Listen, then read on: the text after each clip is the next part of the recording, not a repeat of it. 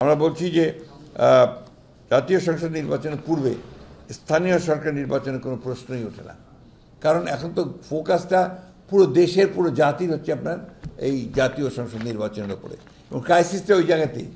গত 3টা নির্বাচন হতে পারেনি এবং মানুষ সেই জন্যই তারা নির্বাচনের মধ্য দিয়েই যে গণতন্ত্রের উত্তরণের যে পথ সেটাকে তারা সুগম করতে চায়।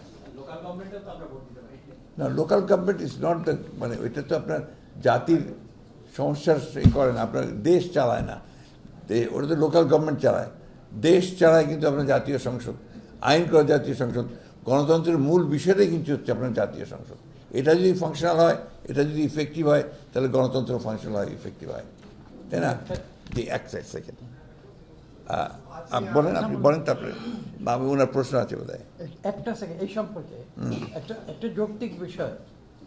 লোকাল গভর্নমেন্ট তো বাংলাদেশের স্থানীয় পর্যায়ে এবং দুনিয়ার সব দেশেই দুটা স্তর, একটা হচ্ছে কেন্দ্রীয় আর একটা হচ্ছে লোকাল। তো আমাদের লোকাল গভর্নমেন্টের মূল ভিত্তিটা কোথায়? ইউনিয়ন পরিষদে। এখন দেখেন, এই সরকার তো আজকে 5 মাসের মধ্যে ইউনিয়ন পরিষদটা বাতিলও করে না।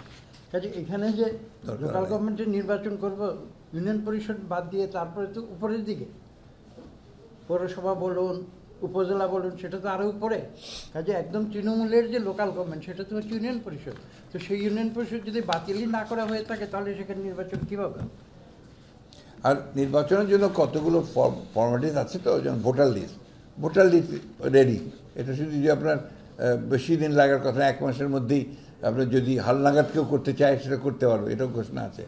এরপরে আপনার হচ্ছে যে সব ফর্ম করা নির্বাচনের প্রিজাইডিং অফিসার, এটা করতে আপনার 1-2 মাসের বেশি সময় লাগার কথা না। সুতরাং সবই তো তৈরি আছে, এবং নির্বাচন কমিশনও বলেছে যে আমরা রেডি, নির্বাচন করার জন্য আমরা তৈরি আছি, এবং তারা জাতীয় সংসদ নির্বাচন করার জন্যই তৈরি আছে, এবং তারা পরিষ্কার করে বলে দিয়েছে যে দুটো নির্বাচন একসাথে সম্ভব না। সুতরাং এটা আজকে জাতির স্বার্থে আমাদের মাঝে মাঝে আমি নিজে অবাক হই, আমরা অবাক হই আর কি, যে এরকম একটা ক্রিটিক্যাল মোমেন্টে জাতীয় সংসদ নির্বাচন ছাড়া অন্য নির্বাচন করার চিন্তাটা আসে কোত্থেকে? এটা গেল 1 নম্বর। 2 নম্বর, নির্বাচন পেছানোর চিন্তাটাই বা আসে কোত্থেকে? কারণ এটা তো আপনার একদম প্রথম ব্যাপার। আপনি দেশকে যদি একটা রেল লাইনের উপর ঠিক তুলতে চান, সংস্কার তো আছে, সংস্কার চলমান প্রক্রিয়া। আমরাই যে সংস্কারের সবচেয়ে বড় আপনার আপনার তৈরি করেছি, আমরাই আগে দিয়েছি। সেই কবে 2016-তে আমরা আপনার ভিশন দিয়েছি, আমরা 22 সালে আপনার 31 দফা দিয়েছি। প্রতিটি আপনার দফার মধ্যে তো সংস্কার, আর সংস্কার চলমান প্রক্রিয়া। আমরাই তো সবচেয়ে বেশি সংস্কার করেছি। প্লিজ এক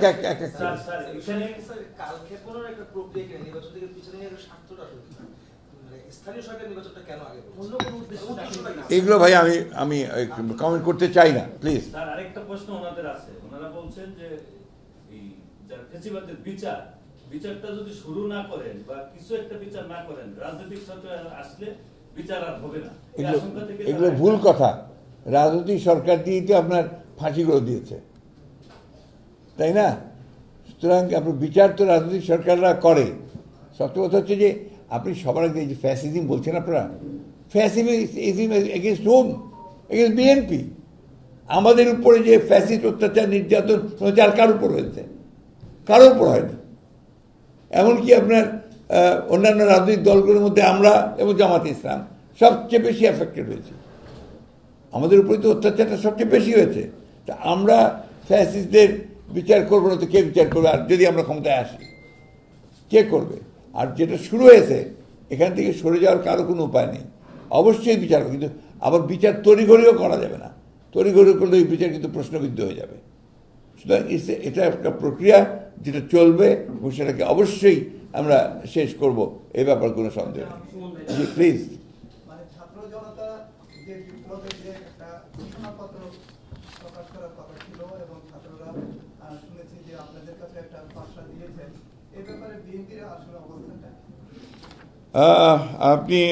আমরা একটা সরকারের উপদেষ্টা মাহফুজ আলম সাহেবের কাছ থেকে আমরা একটা আপনার ওই ঘোষণার খসড়াপত্র পেয়েছি, এবং উনি আমাদেরকে অনুরোধ করেছেন যে এই বিষয়ে আমাদের মতামত জানার জন্য। বিষয়টা এত বেশি আপনার সংবেদনশীল এবং গুরুত্বপূর্ণ যেটা ওই একদিনের নোটিশে এটাকে করা সম্ভব না। আমরা এই বিষয়ে আলোচনা করেছি, আমরা আরও আলোচনা করছি, আমাদের অন্যান্য দলগুলো আছে তাদের সঙ্গে আমাদের এই বিষয়ে আলোচনা করতে হবে। শুধু তাই নয়, আপনার সংবিধান বিশেষজ্ঞ যারা আছেন তাদের সঙ্গে আমাদের কথা বলতে হবে। এই জন্য যে এই ঘোষণাপত্রের মধ্যে সংবিধানের ব্যাপারেও বহু কথা আছে যেগুলো আমাদেরকে দেখতে হবে। একটা কথা যে বিএনপি একটা দায়িত্বশীল রাজনৈতিক দল, এর যে জন্ম সেই জন্মই কিন্তু আপনার সংস্কারের মধ্যে দিয়ে, অর্থাৎ আমরা আমাদের প্রতিষ্ঠাতা শহীদ প্রেসিডেন্ট জিয়াউর রহমান সাহেব তিনি একদলীয় শাসন ব্যবস্থা থেকে বহুদলীয় গণতন্ত্র নিয়ে এসেছিলেন। সবচেয়ে বড় সংস্কার, এটা একটা মৌলিক সংস্কার, one party system to multi party system, একটা ক্লোজড পলিটিক্যাল সিচুয়েশন থেকে একটা ওপেন পলিটিক্যাল সিচুয়েশন, আবার অর্থনৈতিক ক্ষেত্রেও একটা ক্লোজড ইকোনমি থেকে একটা ওপেন ইকোনমি, আপনার ফ্রি ইকোনমিতে নিয়ে আসা। এটা আমাদের দ্বারা হয়েছে, বাকিগুলো এই কেয়ারটেকার গভর্নমেন্ট সবাই মানতেছে, তাই না? সবাই আমরা যতটুকু বুঝি যে বোধহয় এই যে কমিশন করেছে সেই কমিশনও বোধহয় আপনার কেয়ারটেকার গভর্নমেন্টের কথাই বলবে। তাহলে এই যে 15 বছর ধরে আমরা বললাম, কেউ তো শুনলো না। এখন তো প্রমাণ হচ্ছে যে আমাদের কথাটাই সঠিক, সেটা কিন্তু আমরা করেছিলাম। দেশনেত্রী বেগম খালেদা জিয়া কেয়ারটেকার গভর্নমেন্ট সিস্টেমটাকে ইন্ট্রোডিউস করেছিলেন। এই বিষয়গুলো আছে, আমরা পুরো সবসময় আগেই তো বলছি, সংস্কার একটা চলমান প্রক্রিয়া, প্রতিদিন প্রতি মুহূর্তে বদলাতে পারে, চেঞ্জ হতে পারে। চেঞ্জ ছাড়া তো আমরা এগোবে না, সভ্যতা এগোয় না, রাজনীতি এগোয় না, কোনো কিছু এগোয় না। তো সুতরাং আমরা এই ব্যাপারে অত্যন্ত নিশ্চিত যে আপনি যে কথা বলছিলেন যে রিগার্ডিং ছাত্রদের ঘোষণাপত্র, এটা আমাদের ওই সময়টুকু লাগবে আর কি। আমরা চেষ্টা করছি, আলোচনা করছি এটার উপরে।